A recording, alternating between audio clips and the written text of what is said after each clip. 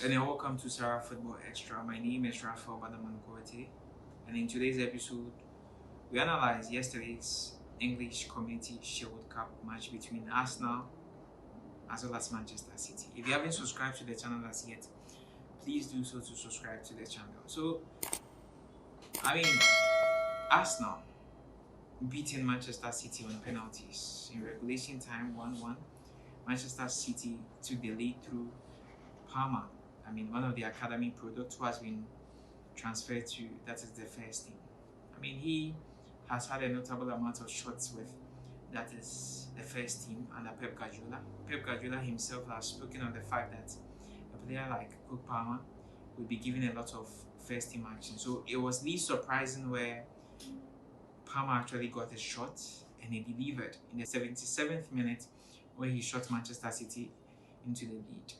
In a game where everybody felt as though that Manchester City was eventually going to run out victorious because, on the back of winning the treble last season, everybody felt that Manchester City was in perfect conditioning. Manchester City were the team to beat this season. Manchester City were the team that had an array of stars, the depth, the squad depth, the quality that they boast of as one that is enviable when it comes to the English Premiership. So it wasn't any fluke where under Pep Guardiola, under the tutelage of Pep Guardiola, they were able to win that is the treble last season. So fast forward to yesterday's game, you saw that for a very long time, Pep Guardiola actually introduced a double pivot in Kovacic as well as Rodri. Kovacic was actually playing his first match for Manchester City, and he recently transferred from Chelsea to that is Manchester City. And in the double pivot that he was playing with Rodri, the idea was for them to break a lot of attacks from Arsenal. They were able to sit and defend where it needed the most because Arsenal, in most of their attacks, they were said to be doing very well in overloading that is Manchester City. So that was the whole philosophy between Pep Guardiola employing a double pivot. When you look at how the side set up to play, you see that someone like Bernardo Silva was shifted out wide to the wings. Grealish was also shifted out to the wings because these two players had the capacity of creating a lot of chances for that is Manchester City when they need be. But in a game where Manchester City were very shy of creating chances, first half they created least chances because a player like Erling Haaland, who thrives on the creativity of most of his midfielders, the likes of Kevin De Bruyne, Bernardo Silva, Grealish, most of these guys were unable to create chances for a player like Erling Haaland. So it wasn't any doubt that he was taken off in the second half, around the 60th minute thereabouts, because he wasn't able to see or do what was expected of him. So, a player like Erling Haaland, you have the likes of Sahiba keeping him at bay. That should tell you that Arsenal came prepared for this game. So I wasn't surprised where Erling Haaland was taken off to be replaced by Palmer, and eventually Julian Alvarez. He was also doing his bit in there, but he wasn't paying off well. But let's talk about Arsenal under Mikel Arteta. That was their second Community Shield triumph in 3 seasons.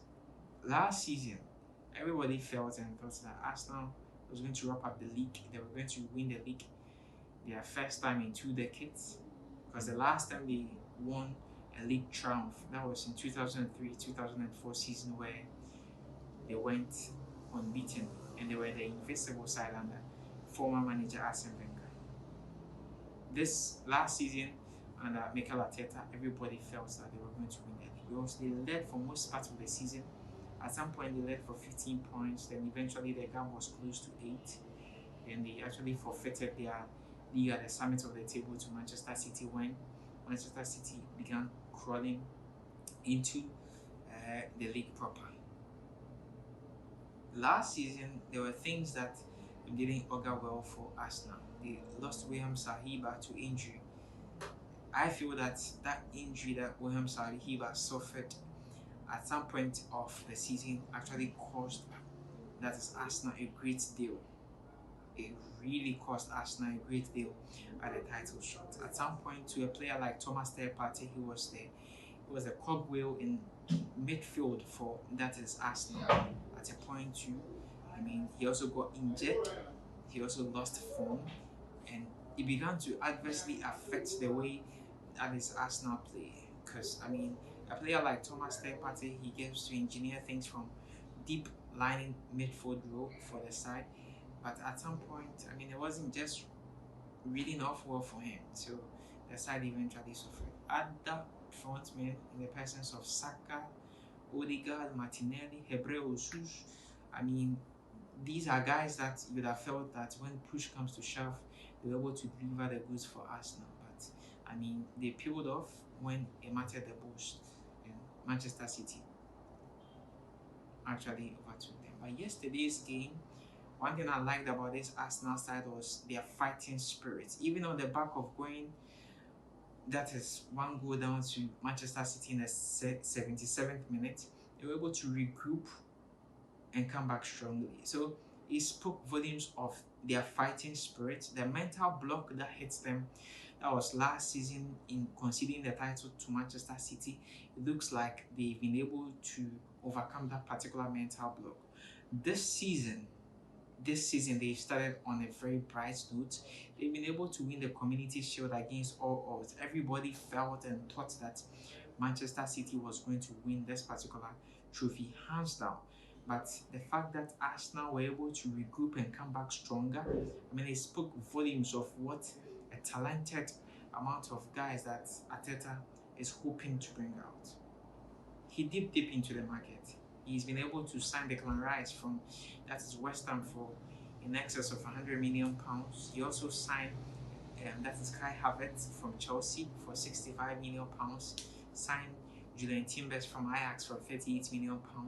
I mean, these are guys that came into the setup yesterday. They all had their fair shot at a trophy with Arsenal, and also had their fair shot at playing with Arsenal.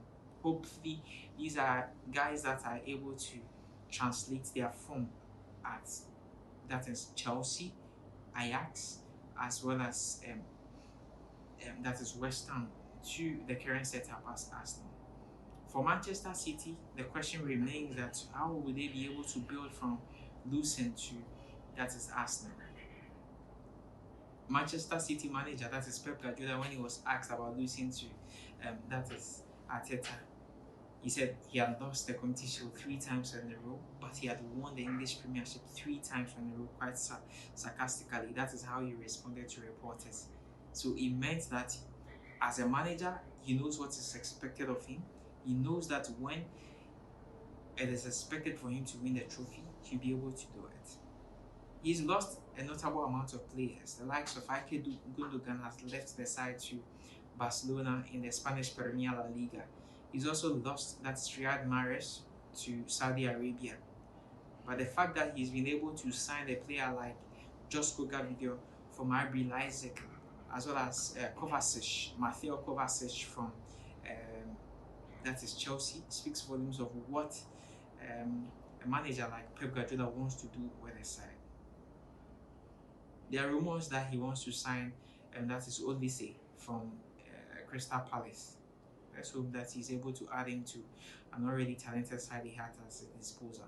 Pep Guardiola, I mean, he's a side that hopefully, when push comes to shove, they'll be able to deliver the goods. Erling Haaland, Kevin De Bruyne, I mean, these are guys that know what is expected of them. But with Arsenal, I mean, it's a step in the right direction. They've been able to win the Community Shield. Hopefully, they build on from this for other greater success. So on this note, that's where I wrap up on today's episode of the analysis of yesterday's English Community Shield match between Arsenal and Manchester City, where Arsenal won on penalties after 1-1 in regulation time. If you haven't subscribed to the channel as yet, please do so to subscribe to the channel. My name is Rafa Wanamankote. Keep hope alive with sports.